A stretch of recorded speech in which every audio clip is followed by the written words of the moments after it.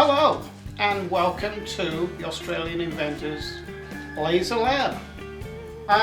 Today is going to be a continuation of the last video. This one's got quite a difference though. What we're dealing with is vivid pictures, but positive and negatives. And this is the finished item. So I wonder if you can guess which one is actually what. Also in this video, I'll show you some of the controls of this laser and some of the upgrades that we also provide with this laser.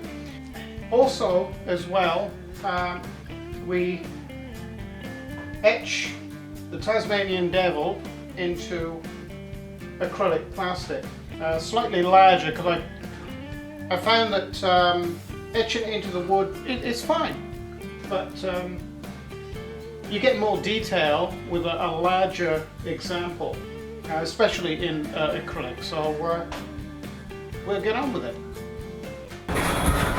Right, so what I'm actually going to do now is I'm going to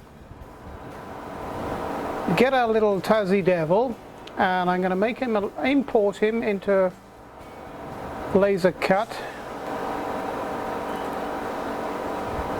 He's a little big. So what I'm actually going to do is we'll put some handles around that and we'll come over here and we will right click and then resize. Now that's pretty square actually, so we're going to put 140, because what I want to do is make I want to demonstrate making a coaster in acrylic. So I'm going to OK that. Alright. Now he looks a little pixely, but he's supposed to, because this is a TXX file. Okay, so what we're going to do, as we're machining into or cutting into acrylic plastic, which is a beautiful medium actually for lasers, so we're going to say we want to engrave it, and 1828. I've actually had quite a bit of success. I'll show you rather than talk to you too much about it. Incidentally, this video you're going to notice quite a few changes with cameras and audio, because I'm trying new equipment out. I've got a new camera or several cameras and audio devices. So anyway, this is like a test cut I did of a lion's head. Now that was 1218.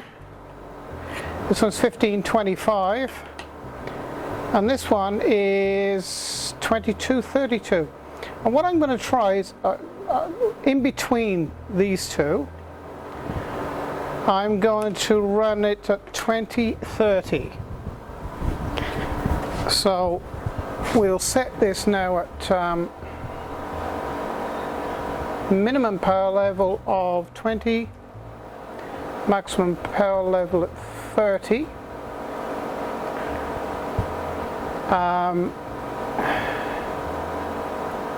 We're going to go 400 with that, because acrylic you can you can scan really quick. And we'll calculate that, and I'll send it to the machine and we will cut it. And it's quite a nice little project. Okay, so I'm using a new high-end camera now. Lots of bells and whistles on it, and I'm not really sure what they all are, but I'm sure I'll find out. But What we're going to do now is use the automatic Z height. Better send it down a little bit first.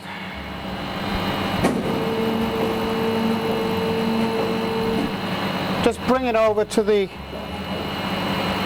material like so, and on the back of this there's a proximity sensor,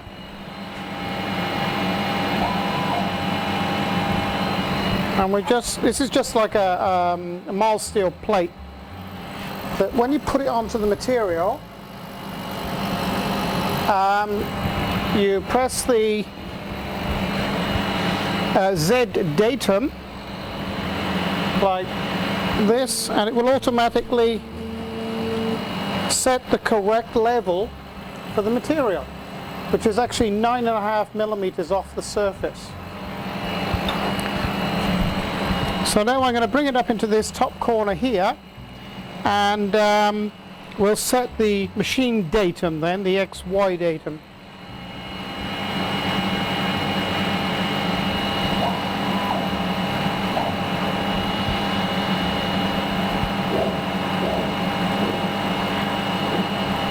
Just get it somewhere near, like that, and then you can actually, the only thing with using acrylic, I find, or machining acrylic, it's difficult to see the red laser pointer.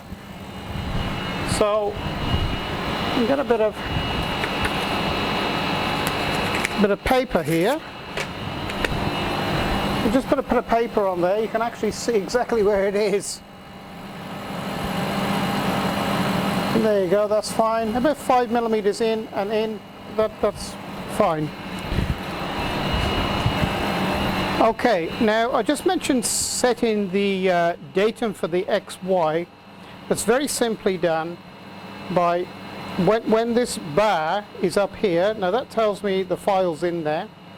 But to set the datum, where the for the X and Y, you just press this, set local origin.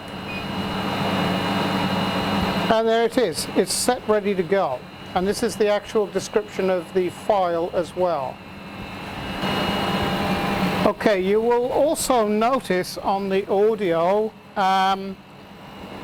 it's quite noisy in here really. Well, what it is, I've got over the back of the machine, I've got an air conditioner unit that's blowing cold air at me because it's 32 degrees outside, and it would be like 35 to 40 degrees inside my workshop if I didn't have that going. I've got a fan going the other end of the workshop too, so sorry about the noise, but there we go. Okay, so let's press, let's do a test.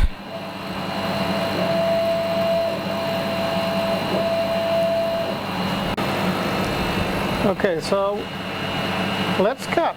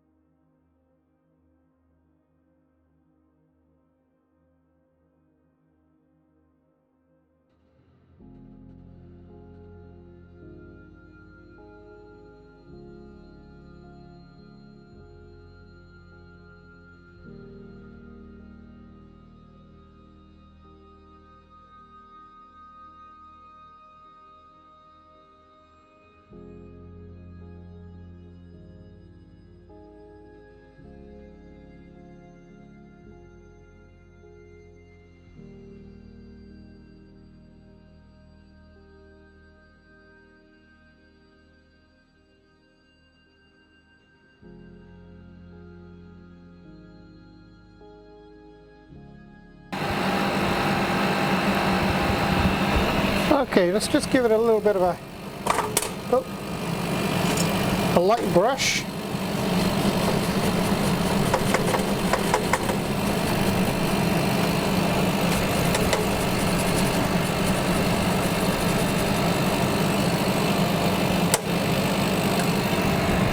There he is. It actually comes up a lot better when you put it under water and give it a brush underwater, but Pretty good result.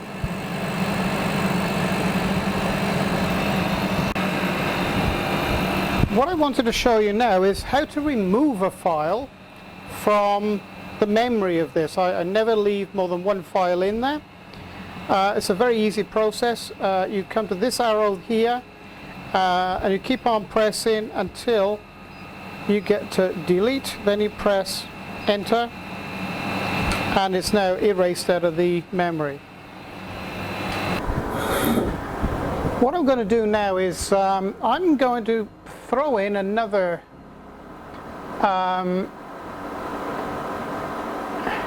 project in the mix here. It's a fairly quick one. I'm going to bring in another animal. This time it's a lion. It's now it looks a little pixely, but when you zoom into it, it actually becomes quite nice. But all these pictures for a laser is based on spots or pixels. In this case, this is pixels. Each square is a little tiny pixel, which is what television and computer screen images are actually made of. Now then, what we're going to do is we're going to resize this, so we're going to put some handles around it. Okay. Then we're going to come over here and we're going to right click, resize. We're going to go down to 135 by 135 square, and we're going to accept that. Now we're going to do something a little strange here now. We're going to put the handles around it again, and we're going to make a copy. So we click this and we say we want so we want 2 in the X direction, and we want a gap of 5 millimeter. I'm going to press OK. There's our 5 millimeter gap. Now, so we have 2 identical images there.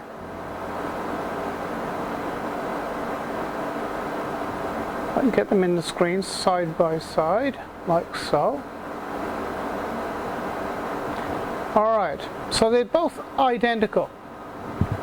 There's nothing between them. But now I'm going to change this from a positive image to a negative image by pressing this one. You can revert back if you wish, but we want that as a negative image. And we're going to see now a should we say a dithered picture, which actually comes out better on acrylic. So I've got a little bit of work here to do, so I won't sort of bore you guys with. I'll do one. So what I'm going to do is I'm going to put a box around here.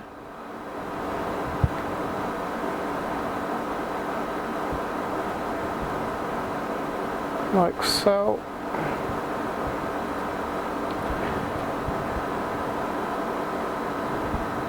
And I'm going to edit that a little bit.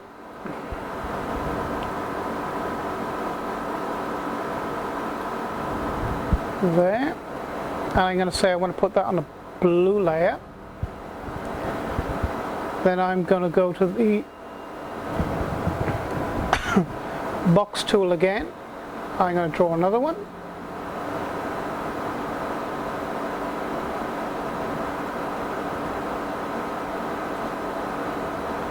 And I'm going to also put that one on the blue layer.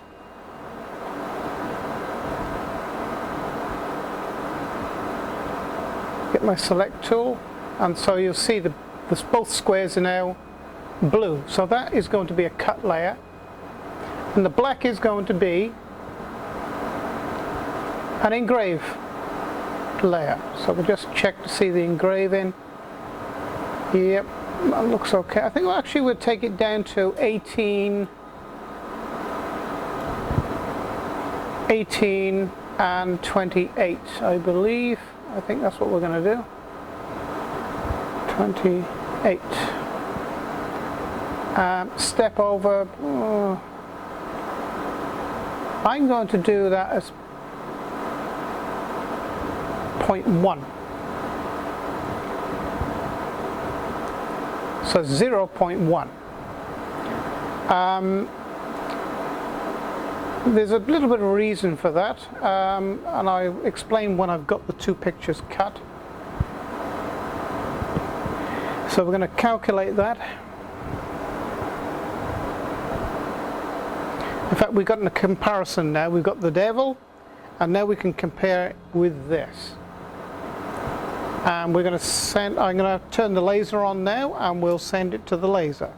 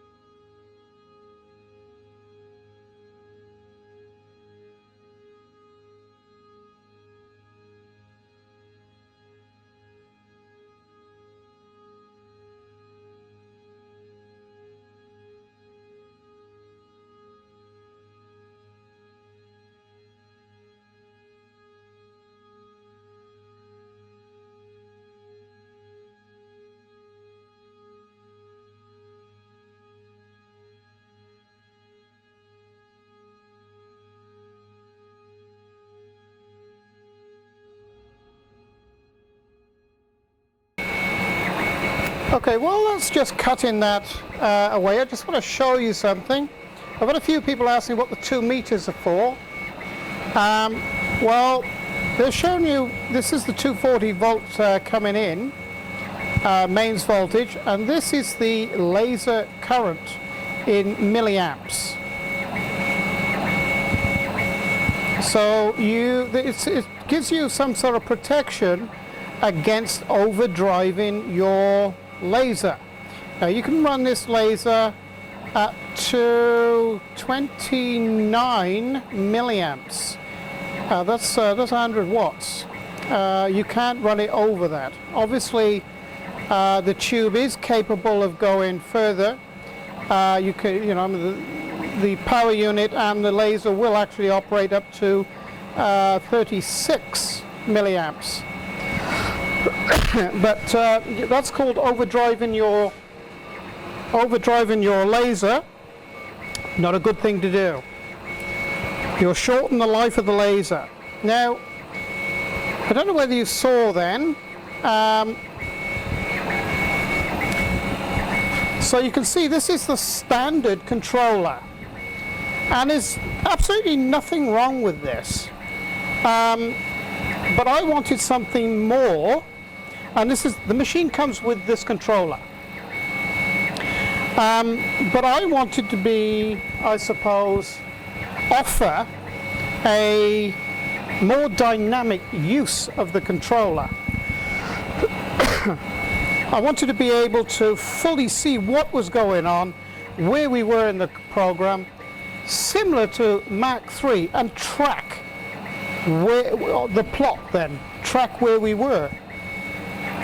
But you can't in such a thing like this. Now, this is the first option that we have. Now this is large screen. It's nearly twice as big as that screen. this will show the full picture of what you're actually cutting, and you can alter the settings much easier. You have numbers here to press. With this, you have to keep pressing these damn arrows, which I personally hate. But I also wanted a large widescreen, so the engineers came up with this option. So this is a large widescreen, which, you know, for some of us that have to wear glasses nearly all the time, this is a big asset. Where you know, everything's that much bigger, and plus the, you know, the numbers and the the controls are bigger for our big fingers. So we haven't got exact pricing yet. This is looking to be a $600 option. It comes with this, and of course the controller inside the machine, and it's a plug and play. We supply the machine with this controller, but if you want to purchase these as well, we supply these as well, which will come with the machine, and it's just a plug and play unit. And the same for this one. This one is likely to be possibly $750. We're trying to hold the prices down really low, so so there you go. This one is my preference, but so I've had these new in this morning actually. Eddie sent me them in through from China after being tested in our factory. So as I get new equipment in, I'll show you. In actual fact, I do have another piece of equipment. This is a Mahoney meter for a 100-watt laser. This tells you exactly the amount of energy that's coming out of your laser. They're a very, very specialized unit. We also provide these too. Pricing, I can't tell you at this stage. I'll be able to tell you in about a week's time, but it's looking like, I think, about $280. Not sure yet. These are an absolute must. So what you do, you put this in the path of the laser and you hold it there for 37 seconds, and then there's a further 25 seconds that you allow the heat to dissipate from here into the reading of the unit, and it will tell you exactly how many watts is actually coming out of the laser and at each individual mirror. So this is an absolute must for fault finding if you have a decrease in laser output and you're not sure where it is, or even, you know, you've cleaned your lenses and your mirrors and you're still getting a problem. Well, it could be that they're slightly out of line. This will tell you. So there's that. Now it's getting interesting here.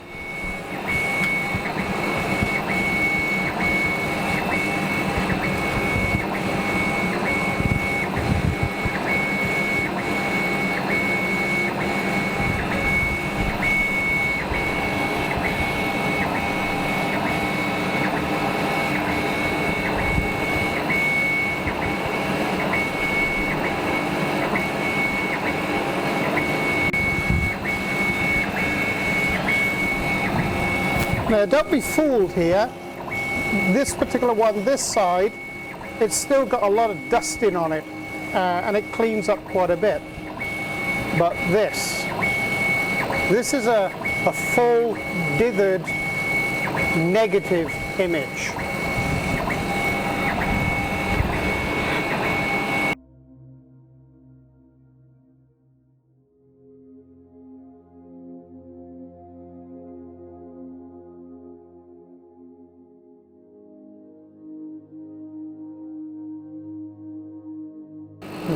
I have the cut turned right up because what I wanted was a flame polished edge. normally would do this at about 45-50 watts, but it's up to 70 now. And if you notice in the corners, it'll be something, you'll hear like that. That's the laser going up to 90%. I know it's overdriving, very, very slightly, but it makes sure the corners get cut.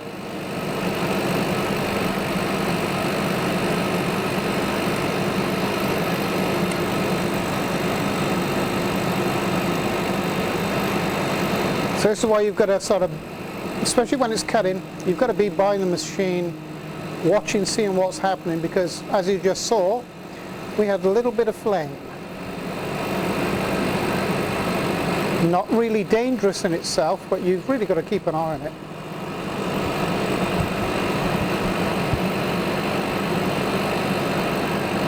There we go. Okay, so now we have a graphic example of the different settings. Now, believe it or not, the setting for this and the setting for this are identical. But you can see that different types of picture you need to test first before you go into mass production or anything like that. As you can see, this is pretty rubbish, and this is very acceptable. And even this is very acceptable. So each picture you're going to need to, test each one. I've got a couple more that another one I can show you. Another lion one that I did the other day. Oh, incidentally, and you get a better picture again if you turn them over. This is the machine side. If you turn them over, they suddenly come more to life. I don't know whether you can see, I don't know whether the camera's picking it up, but this picture is sort of sprung out even more, and so is that one. Doesn't make much difference to this one though.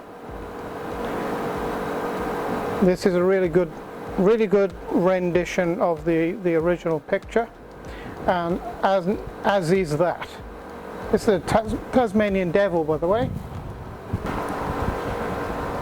So, I hope you've liked what you've seen today on this video, and just to remind you that these lasers and the CNC machine are made in our factories.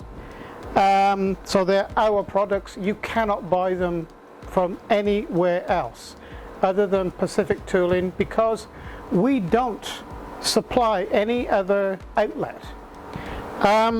So there's an email address for Pacific Tooling down below this video if you want information on any of our machines.